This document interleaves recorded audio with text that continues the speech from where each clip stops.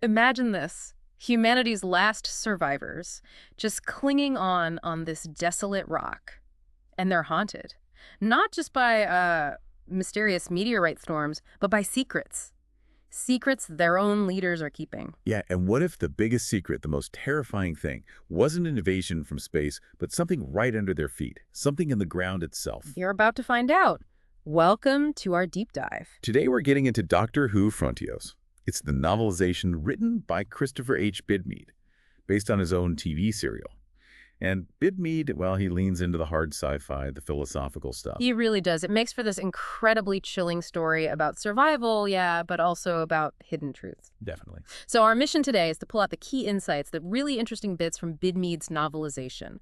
We want to help you understand what happens when the Doctor, who really doesn't want to be there, crashes right into this historical crisis. And in a world where the planet itself seems, well, hungry. Okay, let's set the scene. Frontios. Thousands of years in the future, Earth is gone, apparently collided with the sun, which is catastrophic to say the least. This is humanity's last refuge. And it's bleak. I mean, really bleak. They're struggling desperately just to establish a colony, living hand-to-mouth, salvaging everything they can from their crashed ship. Survival is moment to moment. It sounds incredibly precarious. Oh, it is. And things get unsettling fast. We see the leader, Captain Revere, out searching for minerals. He's alone in this dig site. Then bang, a cave-in. Exactly. And the description is just horrifying. He's described as being seemingly eaten by the earth. Eaten. Yeah. All that's left are these dark cubes of rock and like a faint indentation where he was standing. Wow, okay. And his second in command, Brazen, he's right there. And his immediate reaction, I want no mention of this to anyone. You understand? To anyone. Chilling. Right away you know something's wrong. It's not just shock, it's a cover-up. Why? Yeah. What are they hiding? Precisely. That order hangs over everything. It establishes this deep fear and secrecy running through the colony. Meanwhile, you've got the Doctor arriving. But he doesn't want to be there, does he? Not at all. He's very clear. Time laws, the colony's too fragile, he can't interfere. He just wants to observe, basically. But his companions aren't quite on the same page. Turlough's bored, practicing tying particularly tight and vicious knots, which is just so Turlough. Classic Turlough, yeah. Finding ways to be potentially menacing, even when bored. And Tegan just wants some action, some adventure. And then the TARDIS decides for them. Suddenly, alarms blare. Boundary error. Time parameters exceeded. Whoops. Yeah, they drift way, way into the future, into the Varuna system. The Doctor tries to downplay it, ups and downs. Bit of an understatement. Just a bit. And then things get worse. Much worse. The TARDIS gets caught in what looks like a meteorite storm, but it's more than that. It's like it's being actively pulled down. Forced down. Exactly. It crash lands hard and seems to just disintegrate. The parts scatter, embedded in the rock of this cavern. They're marooned. So amidst all this chaos, you've got the colonists under attack from this deadly hail of missiles, the warnsmen sounding the klaxon. And then suddenly there it is. A blue rectangular object, windows, police box sign. The TARDIS materializes, or what's left of it. And the Doctor just steps out, grabs an injured colonist, and carries them into the medical shelter, this sort of primitive dungeon. What an entrance. Talk about hitting the ground running. Inside that shelter, though, the situation is grim. It's overcrowded. People aren't recovering. It sounds pretty awful. It is. And the only light comes from these weird handheld phosphor lamps. Turlough, being Turlough, figures out their terrible fire hazard. And of course he does. But he also finds a way to make them brighter using direct electron excitation. Always tinkering. Meanwhile, the Doctor spots this hydrazine steam generator, basic energy source. Right, very basic. But the weird thing is, there's nothing for it to power. The Doctor notes the original colony ship should have been brimming with gadgetry. But Mr. Range, the science guy, just says nothing survived the crash, which seems unlikely, doesn't it? Highly unlikely. It's another one of those statements that just doesn't quite add up. It feeds into this sense of hidden truths. And this is where we meet the new leadership properly. Plantagenet young, scared, and Brazen, the chief orderly. Yeah, Brazen is key here. He's very strict, military. He sees the TARDIS, or what crashed, as an alien object. Immediately clamps down, stops the Doctor explaining himself. He controls everything, right? Especially access to that sealed research room. And he's trying hard to shut down any rumors about the daily bombardments. Keep a lid on things. Exactly. Maintaining order, but through suppression. Yeah. But then Tegan makes a discovery. A huge one. Ah, yes, the files. Mr. Range's files. Meticulously kept, but hidden away. She finds 2 categories. Deaths. Yeah. Accountable. Okay, standard enough. And then deaths. Unaccountable. Settling. And that connects right back to that scene earlier, right?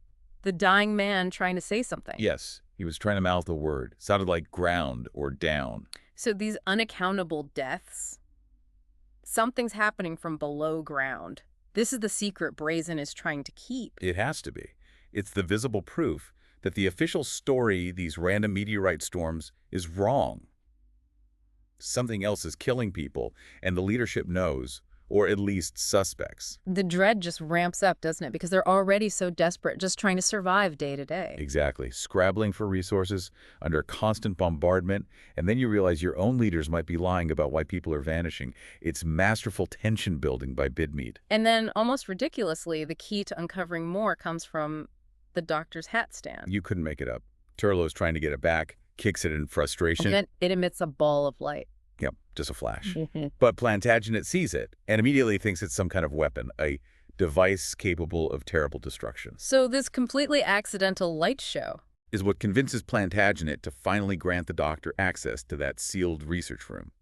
He thinks the doctor has leverage, power, incredible turn of events. Talk about using what you've got. Okay, so they get into the research room. Turlough and Norna, who's Mr. Range's daughter, what do they find? Something hidden beneath the floorboards. A secret dig.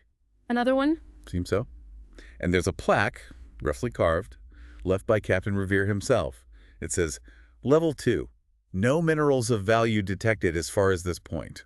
Wait, so Revere knew about these tunnels. He was digging down there himself, even though he told everyone else to stay away from underground. That's exactly what it implies. Yeah. Deepens the mystery around him entirely. Was he searching for something? Yeah. Or hiding something? So Norna and Turlough go down. They do, into these deep, unnervingly smooth, reflective tunnels. And they find these silver spheres, Fierce. which then unroll and start moving. Yeah. And then Turlough, something happens to him. He goes into this trance, Not possessed? more like unlocking something deep within him. Ancestral memory, the book calls it. And he starts muttering a word, Tractators. Tractators, what are they? He remembers them from his own people's history, an infection of the planet, something that destroyed his world from inside. Yeah. And crucially, he confirms, they breathe. They're alive. Okay, this is getting seriously creepy. Living things in the ground. And it gets worse. We find out what they can do. They're masters of gravity. Gravity. Immense gravitational forces. They can pull things, objects. People create these gravity beams. That's how Revere was pulled down. That's what the meteorite storms really are. It's not random bombardment, it's targeted pulling. That's quite a concept. It's like the unseen forces shaping their lives are literally gravity. A fantastic metaphor, yeah. And the hidden truths, the secrets, they exert their own kind of pull, dragging the colony towards disaster. But the real horror, the truly grotesque part, is the excavating machine. The what now? Bidmead really goes dark here. Yeah. It's described as a hideous assembly of parts of human bodies, Oh. powered by an enslaved living mind. An enslaved mind. Whose mind? Captain Revere's. He's alive, driving this thing. Terrifyingly, yes. Still alive, trapped, forced to power this horrific machine made of his own former colonists. It's a genuinely shocking reveal. That is just, wow. Okay. And then Plantagenet gets captured. Yes, the Tractators intend for him to be the next driver. The old driver, Revere, is wearing out. This is grim. But Brazen sees this. He sees Turlough's trance, hears about the Tractators. And finally, the pieces click for him. He sees Plantagenet disappear, hears Turlough's explanation fueled by this ancestral memory, and he believes it. The strict military man finally accepts the unbelievable truth. He has to. He even admits the story about Revere's funeral, the burnt face, it was all a lie, made up to keep public order. Wow. Now he gets it. He says, they live in the ground below, pulling us to them in our times of weakness. His whole worldview just crumbles in that moment. So the truth is out, horrifying as it is. We meet the leader, the Gravis. Right. And he communicates through this translator device, What? which is just as gruesome as the excavator. How so? It's made from a dead colonist's head and arm. It speaks the Gravis's thoughts. Bidmead does not shy away from the body horror. Clearly not. And what's their plan? What does the Gravis want? Total domination. They want to populate the whole of Frontios. And they're building a gravity motor. A gravity motor. To do what? To turn Frontios itself into a spaceship, to drive Frontios through the galaxy, plundering other worlds, breeding. Yeah. Basically, cosmic locusts using gravity tech. That's ambitious. And terrifying. And this is where the Doctor puts it all together. Those meteorite storms that crashed the colony ship. Yeah. Not random, it was the Tractators. Gravitational engineering, the Doctor calls it. They steered the ship to Frontios, made it crash exactly where they wanted. So they could start their collection. Exactly. Collecting bodies, collecting minds for their machines. The colonists' entire history on Frontios, their whole struggle, was engineered by these things from the start. It was always a trap. Mind blown. Okay, so the Doctor has to act. What's the plan? It's clever and manipulative. First, he protects Tegan by pretending she's just an android, a serving machine, so the Tractators won't see her as a potential driver. Okay, quick thinking. Then, he plays on the Gravis' greed. He acts like he's surrendering. Offers the TARDIS. But the TARDIS is destroyed. Scattered. That's what he lets the Gravis think. He calls it primitive, says it's spatially distributed after its destruction. He tempts the Gravis with the idea of reassembling it, gaining infinite travel, ultimate mobility. That's pretty ruthless using Tegan like that, dangling the TARDIS. Does the book question the ethics of that? Not deeply, no.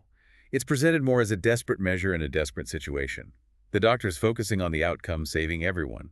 The Gravis is so consumed by greed, the lure of the TARDIS is irresistible. It's more about the Doctor's cunning in exploiting that weakness. Right, the ends justify the means, maybe. And while this is happening, Brazen tries to rescue Plantagenet. Yes, he leads a desperate assault. He manages to get to the excavator and starts ripping out the gelatinous threads, the Venus tubes connecting Plantagenet to it. He frees him. He does. It's incredibly heroic. But in the process, Oh, no. he gets caught. The machine's polishing arms, the excavating jaws. They grab him. He sacrifices himself. Completely. His last words are yelled at the Doctor. "Get out of here, Doctor. That's an order." Wow, what a redemption arc for him. From secretive enforcer to absolute hero. It really is powerful. A genuinely moving moment of self-sacrifice. He gives his life for his leader and his people. So how does the Doctor's plan resolve? The Gravis takes the bait. Hook, line, and sinker.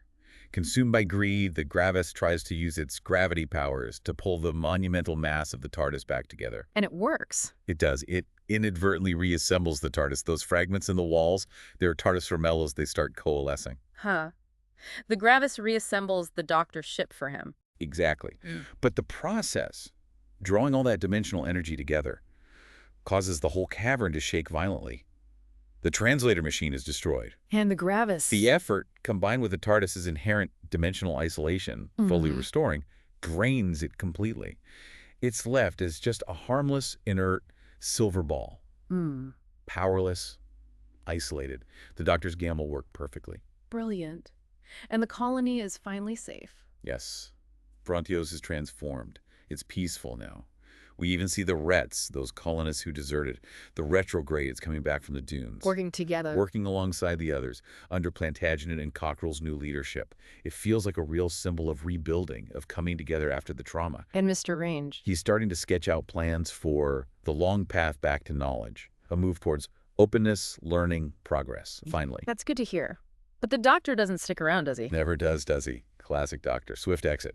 He actually offers Plantagenet the hat stand as a memento. The hat stand that started it all. That's brilliant. But yeah, he declines the offer to stay. Cites the time laws, again, ironically. And mentions the TARDIS needs massive repairs. Oh yeah, it took a beating. What needs fixing? Lots.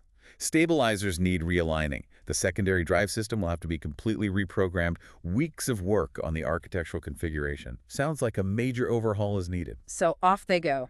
But not without a warning. Right. Tegan's final words to the colonists are pretty stark. Don't tell the Time Lords about any of this. Don't mention the Doctor's dubious intervention. Why not? Because there'll be serious trouble. The Doctor broke the rules again. The TARDIS departs, leaving Frontios to, hopefully, a better future. Okay, so let's just wrap this up. What's the big takeaway here for you listening? The people of Frontios went through decades of horror. Their leaders, maybe with good intentions at first, hid this awful truth. Which led to more and more deaths, these unaccountable losses, and this constant fear based on a lie about meteorite storms. So it makes you think, doesn't it? In a crisis, when is hiding the truth, even to prevent panic, actually a betrayal? What's the real cost of keeping people in the dark versus facing a terrible, inconvenient truth head-on? It's a heavy question. Ignorance might feel safer in the short term, but on Frontios, it allowed the horror to grow unchecked for years, something definitely worth mulling over.